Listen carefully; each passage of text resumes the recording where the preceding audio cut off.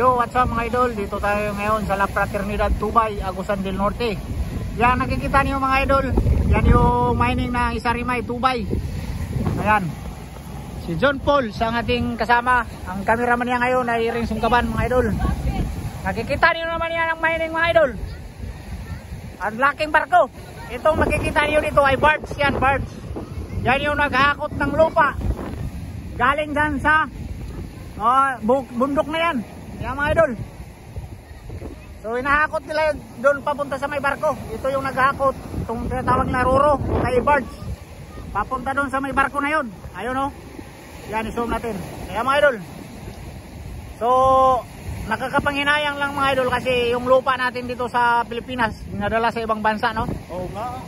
Ano masasabi mo idol? Oo nga, iba yung nakinabang eh, yung dayuhan na kinabang.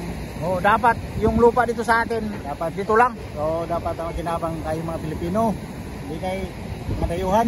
Yun nga no, kasi kaya nga ang China ngayon mga idol, meron silang tinatawag na Philippine City. Kasi yung lupa na yun galing dito sa Pilipinas. Yan oh. Kita niyo naman laki na yung barko na yan mga idol. Yan yung pinupuno ng lupa papunta na sa ibang bansa. Tapos nakagawa na sila ng Philippine City nila sa ibang bansa galing sa Pilipinas lupa. So kakainsulto. Sayang lang mga idol. Sana ay itong mga materyales na galing dito sa atin, kaya mga minerales mga idol, ay dito lang sana gagawin sa atin para yung lupa na mga waste ng lupa na yan mga idol na kinukuha nila kasi may waste yan eh. Dito lang din sana itatambak sa atin, no. So yun mga idol. Maliit pa ang Pilipinas. Lalong nawawala yung mga lupa natin kasi hinahakot sa ibang bansa.